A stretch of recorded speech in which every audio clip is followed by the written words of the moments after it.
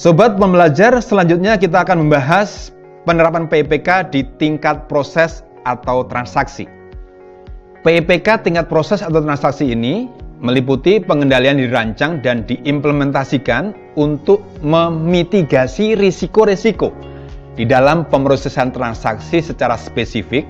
Pengendalian ini hanya terkait dan berdampak terhadap satu ataupun sekelompok proses transaksi, akun, atau asersi tertentu.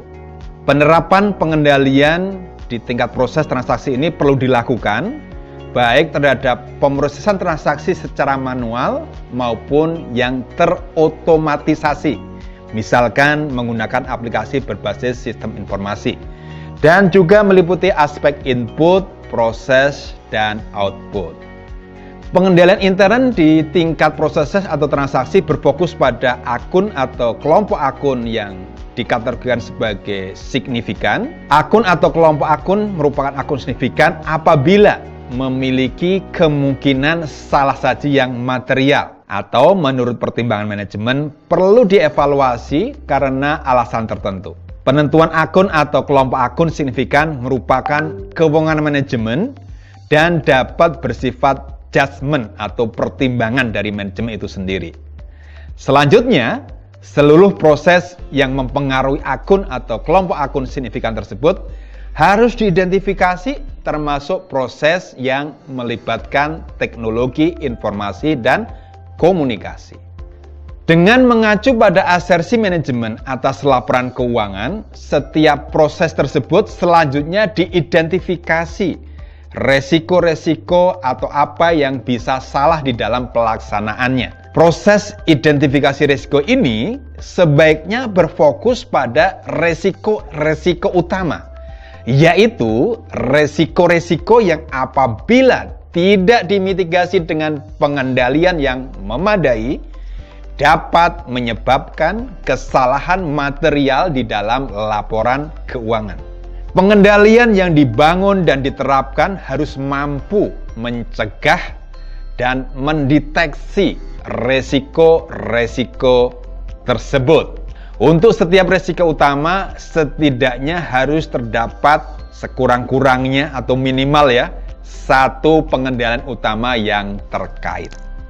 Berikut ini diberikan contoh mengenai aktivitas pengendalian di tingkat proses atau transaksi. Yang pertama misalkan adalah pengendalian akses, ini terkait dengan akses aplikasi misalkan. Kemudian pemeriksaan fisik, misalkan terkait dengan masalah persediaan, ada persetujuan atau approval, review atas persetujuan, validasi, monitoring, inventarisasi, hingga aktivitas yang berupa rekonsiliasi.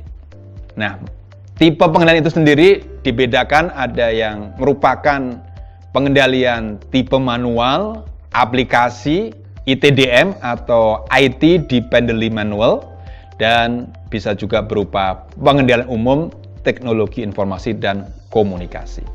Nah, sesuai dengan pasal 6 dari Peraturan Menteri Keuangan nomor 17 tahun 2019, setiap entitas akuntansi dan entitas pelaporan bertanggung jawab untuk mengelola, memelihara, dan memutakhirkan dokumentasi penerapan PIPK. Dokumentasi ini berfungsi yang pertama sebagai rekaman dari seluruh proses kegiatan pengendalian yang telah dilakukan, kemudian sebagai dasar pengambilan keputusan di masa mendatang, sebagai bukti hukum atas apa yang telah diputuskan dan kemudian dilaksanakan, khususnya bila terjadi sengketa hukum, serta sebagai sarana pembelajaran untuk melakukan pemantauan dan kaji ulang. Di dalam dokumentasi penerapan PIPK sendiri perlu memperhatikan beberapa hal, yaitu yang pertama, adanya penataan dokumentasi sedemikian rupa sehingga informasi mudah diakses dan mudah dimutakhirkan dengan baik. Kemudian yang kedua, pengamanan dokumentasi agar terjaga dari kemungkinan pencurian ataupun akses oleh pihak yang tidak berwenang. Yang ketiga, pemenuhan persyaratan dokumen yang memerlukan keabsahan hukum tertentu, serta yang keempat, penyimpanan dokumen orisinil dan masartensi sesuai dengan peraturan yang berlaku. Nah, salah satu bentuk dokumentasi penerapan PPK sebagaimana diatur dalam Peraturan Menteri Keuangan Nomor 17 Tahun 2019 adalah tabel A yang diberi nama identifikasi resiko dan kecukupan rancangan pengendaliannya, atau sering kita sebut sebagai matriks risiko pengendalian. Metrik risiko pengendalian ini dimulai dari akun signifikannya, yaitu akun yang memiliki kemungkinan salah satu material ataupun menurut pertimbangan manajemen perlu dievaluasi karena alasan-alasan tertentu.